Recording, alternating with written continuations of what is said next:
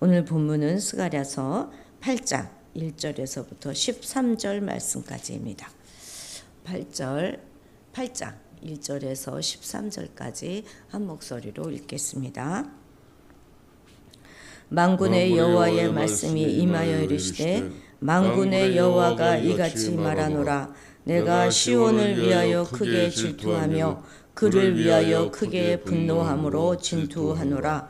여호와가 이같이 말하노라. 내가 시온에 돌아와 예루살렘 가운데에 거하리니 예루살렘은 진리의 성읍이라 일컫겠고 만군의 여호와의 산은 성산이라 일컫게 되리라. 만군의 여호와가 이같이 말하노라. 예루살렘 길거리에 늙은 남자들과 늙은 여자들이 다시 앉을 것이라. 다 나이가 많으므로 저마다 손에 지팡이를 잡을 것이요 그 성읍거리에 소년과 소녀들이 가득하여 거기에서 뛰놀리라. 만군의 여호와가 이같이 말하노라. 이 일이 그날에 남은 백성의 눈에는 기이하려니와 내 눈에야 어찌 기이하겠느냐. 만군의 여호와의 말이니라. 만군의 여호와가 이같이 말하노라. 보라, 내가 내 백성을 해가 뜨는 땅과 해가 지는 땅에서부터 구원하여 내고 인도하여다가 예루살렘 가운데에 거주하게 하리니 그들은 내 백성이 되고 나는 진리와 공의로 그들의 하나님이 되리라. 만군의 여호와가 이같이 말하노라. 만군의 여호와의 집 곧 성전을 건축하려고 그 지대를 쌓던 날에 있었던 선지자들의 입의 말을 이날에 듣는 너희는 손을 경고히 할지어다. 이날 전에는 사람도 삭을 얻지 못하였고 짐승도 삭을 받지 못하였으며 사람이 원수로 말미암아 평안히 출입하지 못하였으니 내가 모든 사람을 풀어 서로 치게 하였느니라. 만군의 여호와의 말씀이니라. 이제는 내가 이 남은 백성을 대하기를 옛날과 같이 아니할 것인즉 곧 평강의 씨앗을 얻을 것이라. 포도나무가 열매를 맺으며 땅이 산물을 내며 하늘은 이슬을 내리니 내가 이 남은 백성으로 이 모든 것을 누리게 하리라. 유다 족속아 이스라엘 족속아 너희가 이방인 가운데에 저주가 되었었으나 이제는 내가 너희를 구원하여 너희가 복이 되게 하리니 두려워하지 말지니라. 손을 경고히 할지니라. 아멘. 자, 우리는 어제 베델 사람들이 5월의 그 금식, 5월과 7월의 그 금식을 계속해야 되는 것인가에 대한 질문을 했고 또 거기에 대한 답변을 들었습니다. 금식은 곡기를 끊음으로 해서 오롯 철저히 자신의 자아를 죽이고 오롯이 내 안에 하나님의 뜻만 이루어지기를 구하는 그런 일입니다. 말씀에 순종하기 위해서 하는 것, 그것이 바로 금식이죠. 그런데 이것은 전혀 새로운 가르침이 아니라 이미 옛 선지자들을 통해서 줄곧 해오신 그런 말씀이었습니다. 이스라엘은 정의로운 재판, 구제, 또 사회 정의 이런 것들을 요구하는 선지자들의 말에 귀를 닫았어요. 그리고 이제 하나님과 이웃을 사랑하지 않은 채 제의를 바치고 금식을 하고 성전을 지어봤자 그것은 하나님과 상관이 없는 그런 일임을 우리가 어제 살펴보았습니다. 이제 그것에 이어지는 오늘 본문에서는 선민들을 향한 온전한 회복 약속이 다루어지고 있는데요. 그런데 특히 이 8장에는 만군의 여호와께서 이같이 말씀하신다 하는 표현이 무려 9번이나 나오고 있습니다. 그런데 이 8장의 앞부분인 13장의 이 짧은 단락에서는 모두 5번이나 반복되고 있습니다. 자, 첫 번째 만군의 여호와께서 이와 같이 말씀하셨다 하는 공식과 함께 전달되는 것은 2절입니다. 읽어보겠습니다. 만군의 여호와가 이같이 말하노라. 내가 시온을 위하여 크게 질투하며 그를 위하여 크게 분노함으로 질투하노라. 아멘. 성경은 하나님에 대해서 질투하는 하나님 이렇게 소개하고 있습니다. 근데 이것은 하나님께서 스스로 당신 자신을 소개한 것이고 또 동시에 성경의 저자들이 또 그렇게 소개하기도 하죠. 물론 이것은 인간의 탐욕이나 소유욕에서 비롯된 그런 질투의 감정을 말하는 것은 아닙니다. 인간의 질투는 자기 욕심에서 비롯되는 그런 이기심의 발로가 바로 이 질투죠. 그런데 하나님이 질투하심은 누구를 위하신 거라고 하십니까? 시온을 위하여, 그를 위하여 질투하신다, 이렇게 말씀하고 계십니다. 하나님의 질투는 하나님 자신을 위한 것이 아니라 시온으로 대변되는 선민들을 위한 것이고 선민의 유익을 위한 것이다, 이렇게 말씀하시는 것이죠. 사실 하나님은 모든 걸 다 가지신 분이잖아요. 뿐만 아니라 절대적으로 완전히 탁월하신 분이신데 도대체 뭘 질투하시겠습니까? 다만 하나님께서 선민을 향한 절대적인 사랑, 배타적인 사랑, 자기 백성에 대한 배타적인 사랑에서 비롯되는 그런 질투를 나타내시는 것이죠. 하나님을 향한, 그러니까 선민들의, 하나님이 선민들을 향한 하나님을 향한 선민들의 사랑은 결코 나누어 갖지 않겠다 하시는 그런 배타적인 사랑입니다. 그 사랑을 위하여 하나님은 충분히 그 대가를 치르셨잖아요. 그 독생장 예수 그리스도를 아끼지 않고 희생 제물이 되게 하셨습니다. 그래서 하나님의 질투는 바로 이렇게 뜨거운 사랑을 나타내는 것입니다. 뒤돌아 손절하는 사랑이 아니라 끝내 마주보면서 끙끙 앓는 그런 사랑을 말하는 것이죠. 그 사랑을 받은 우리이기 때문에 과거 믿음의 사람들이 목숨을 아끼지 않고 자원함과 기쁨으로 하나님을 위해서, 하나님의 영광을 위해서 모든 것을 바쳤던 것처럼 우리도 그와 같은 삶을 살아야 하는 것이죠. 그것은 다른 어떤 것도 아닌 오직 우리들을 위해서, 우리들의 유익과 우리들의 복을 위해서 질투하시는 하나님, 그분의 뜨겁고 순전한 사랑을 바로 깨달아 아는 자들이 합당하게 취해야 될 그런 삶의 도리이기 때문에 그렇습니다. 자, 두 번째, 여호와께서 이와 같이 말씀하셨다입니다. 3절 읽겠습니다. 여호와가 이같이 말하노라. 내가 시온에 돌아와 예루살렘 가운데 거하리니 예루살렘은 진리의 성읍이라 일컫겠고 만군의 여호와의 산은 성산이라 일컫게 되리라. 아멘. 내가 돌아와 예루살렘 가운데 거하리니 라는 말씀에 두 개의 동사가 나오잖아요. 돌아오다, 또 거하다, 두 개의 동사가 있는데 원문으로 보면 그 시제가 서로 다르게 표현되어져 있습니다.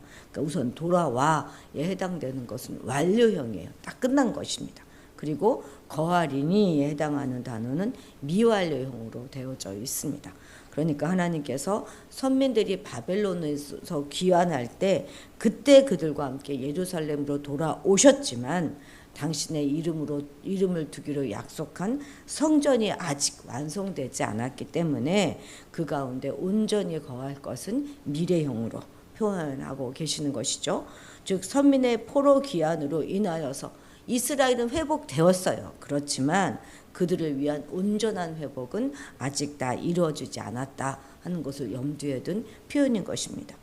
하나님의 거하심으로 예루살렘은 진리의 성읍이다 이렇게 일컬어지게 될 것입니다. 왜냐하면 바로 하나님이 진리의 하나님이시기 때문에 그래요. 거룩 자체이기 때문에 그렇습니다. 그러니 그분이 거하시는 성읍 당연히 진리의 성읍이 되는 게 아니겠습니까? 그리고 그분이 임하시는 그 산은 당연히 성산이 되는 것입니다. 하나님의 사랑이 죄에 젖은 성읍을 진리의 성읍 되게 하십니다. 죄에 축축하게 젖어서 완전히 죄에 빠져있는 그 성읍을 주님께서 거룩한 산으로 들어 올리시는 것이죠. 오늘날 하나님께서 임재하여 계시는 이 교회가 바로 진리의 성읍이고 하나님의 성산이다 하는 사실을 믿으십니까? 하나님께서 임재하여 계신 교회만이 이 세상에서 유일한 진리의 터이고 처소입니다. 세상 가운데 참된 진리는 오직 교회에서만 흘러나와요.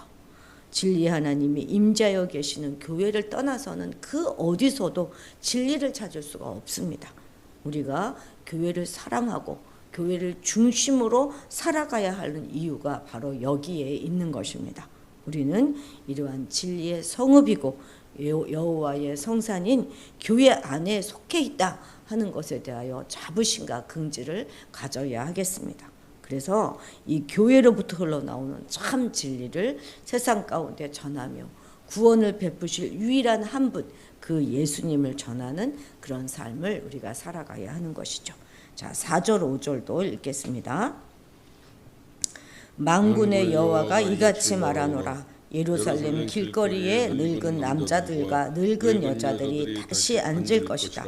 다 나이가 많으므로 저마다 손에 지팡이를 잡을 것이요 그 성읍거리에 소년과 소녀들이 가득하여 거기에 뛰놀리라. 예, 아멘. 예.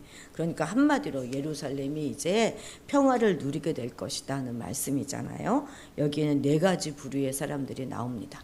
늙은 남자들, 늙은 여자들, 그리고 남자아이들, 여자아이들, 그렇죠? 이 두 성별과 서로 시대가 대조되어서 이 도성에서 이루어지는 모든 세대의 조화와 평화를 지금 강조하고 있는 것이죠.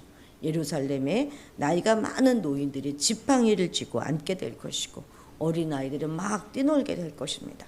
이 고대에는 의료기술이 발달하지 않았던 것을 우리가 감안해 본다면 이렇게 막 지팡이를 짚고 나올 정도의 노인들이 나온다. 이것은 장수에 대한 축복 아니겠습니까?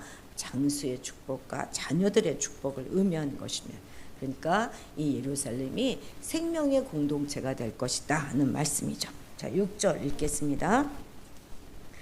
만군의 여호와가 이같이 말하노라. 이 일이 그날의 남은 백성의 눈에는 기이하려니와 내 눈에야 어찌 기이하겠느냐. 만군의 여호와의 말이니라. 예, 너무 당연하게 이루어질 것이다 말씀하시는 것이죠. 이 모든 일이 그냥 확실하게 이루어질 것인데, 그런데 이것은 그들에게 완전한 평화와 번영을 줄 것이다 하는 그 약속을 아직도 이스라엘 백성들이 온전하게 신뢰하지 못하고 의심하고 있다 하는 것을 반영하고 있습니다.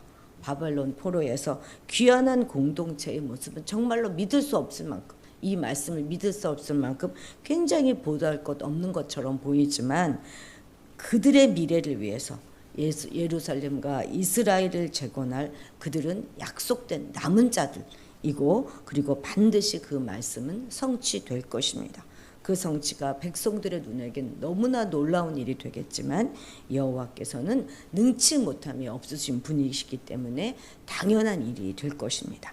자, 7절 8절 읽겠습니다. 만군의 여호와가 이같이 말하노라. 보라, 내가 내 백성을 해가 뜨는 땅과 해가 지는 땅에서부터 구원하여 내고 인도하여다가 예루살렘 가운데에 거주하게 하리니 그들은 내 백성이 되고 나는 진리와 공의로 그들의 하나님이 되리라. 아멘. 페르시아의 고레스 대왕이 바벨론을 정복하고 또 유다의 포로들의 귀환을 시켰잖아요. 그러므로 해서 예선지자들이 말했던 그런 모든 회복에 대한 예언이 다 이루어지기 시작되었지만, 동시에 흩어졌던 다른 지파들, 유다 지파들은 그렇게 왔지만 다른 지파들은 여전히 회복되지 않은 상태에 있었잖아요. 여호와는 자신의 모든 백성을 해지는 곳과 해지는 땅, 그 모든 곳으로 다 구원할 것이다, 이렇게 선포하시는 것입니다. 뿐만 아니라 그들도 모두 시온에 돌아와서 예루살렘에 거하시는 여호와는 그들도 또 예루살렘으로 돌아오게 하실 것이다, 이렇게 약속해주고 계십니다. 그래서 그들이 내게 백성이 되고 나는 그들에게 하나님이 되리라 하는 이 약속을 해주시는 것인데, 이 약속은 여호와 하나님께서 말씀하시는 모든 약속 가운데 절정이 해당하는 그런 약속입니다. 진리와 공의로 다스린다 말씀하셨는데, 이 진리와 공의는 하나님께서 자기 백성을 다스리는 2가지 영원한 원칙이 됩니다. 호세아서에 보면은요, 범죄한 이스라엘 백성을 향하여서 너희는 내 백성도 아니다, 나는 너희에게 하나님이 되지 않을 것이다, 이렇게 말씀하시면서 여호와의 언약 파기를 전달했었는데, 이제 스가랴서에 와서는 이 단어들을 동시에 다 똑같은 단어들을 사용하셔서 전체 이스라엘이 온전히 하나님의 백성으로 회복될 것임을 선언하고 있는 것이죠. 무엇보다도 하나님 자신의 백성들을 닮기 바라셨던 그분의 성품인 진리와 공의로 그들의 하나님이 되실 것입니다. 자, 9절도 읽어보겠습니다. 만군의 여호와가 이같이 말하노라. 만군의 여호와의 집 곧 성전을 건축하려고 그 지대를 쌓던 날에 있었던 선지자들의 입의 말을 이날에 듣는 너희는 손을 경고히 할지어다. 아멘.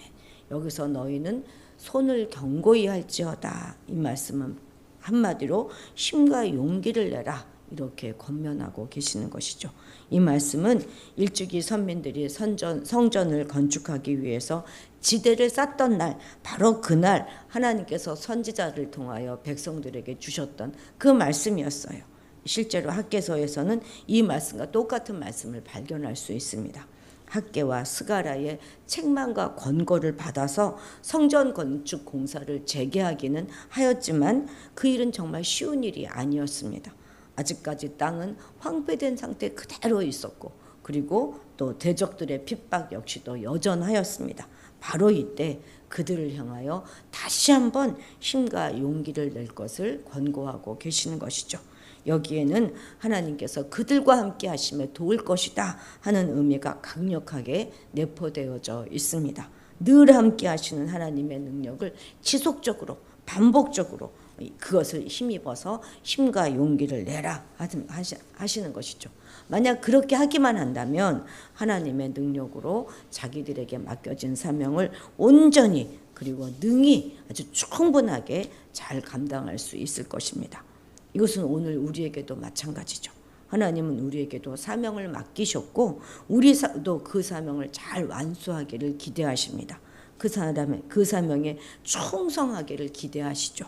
뿐입니까? 하나님은 지속적으로 당신의 능력과 은혜를 충족히 부어주셔서 그 사명을 잘 완수할 때까지 도움과 능력을 베푸실 것입니다.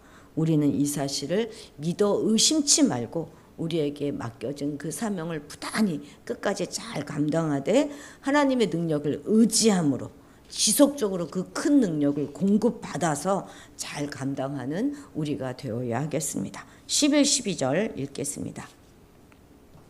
만군의 여호와의 말씀이니라. 이제는 내가 이 남은 백성을 대하기를 옛날과 같이 아니할 것인즉 곧 평강의 씨앗을 얻을 것이라.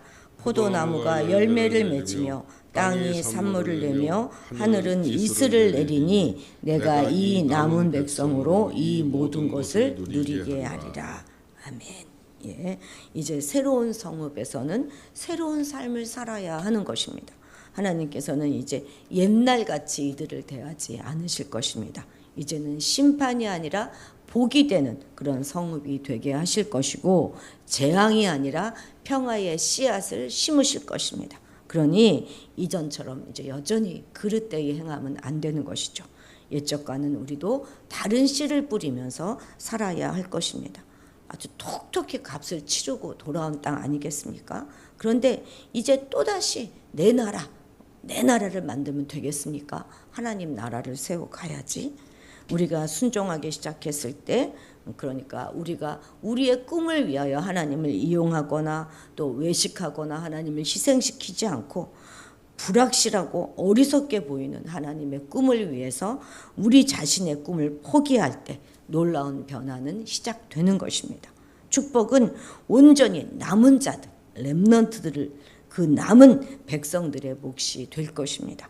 형식적인 금식을 버리고 진심으로 여호와를 향하여 배고픈 사랑을 갈구하는 그 사람에게 정의와 진실로 언약을 지키는 여호와께 진실함으로 화답하는 그 백성들에게 그 축복은 주어지는 것입니다. 이스라엘이 아브라함의 언약처럼 복이 되게 하실 것임을 확실하고도 분명하게 믿음으로 우리가 두려움을 버리고 손을 견고하게 하는 우리 모두가 되어야 하겠습니다. 기도하시겠습니다. 진리와 공의의 하나님 아버지, 오직 하나님께만 우리의 배타적인 사랑을 올려드리게 도와주옵소서. 세상의 그 어떤가도 그 사랑을 나누지 않게 하시고 오직 그 하나님만 뜨겁게 사랑하는 우리가 되게 도와주옵소서. 하나님께서 진리와 거룩함으로 임마누엘 하시기에 우리가 머무는 모든 것이 진리의 성읍이 거룩한 성산이 되게 하옵소서. 하나님께서 지속적으로 큰 능력을 공급하여 주실 것을 확실하게 믿음으로 두려움 없이 우리 손을 견고히 하게 하옵소서. 그래서 우리에게 허락하신 사명을 끝까지 잘 감당하게 하시고 복의 통로가 되어 살아가는 우리가 되게 도와주옵소서. 감사드리며 예수님의 이름으로 기도드렸습니다. 아멘.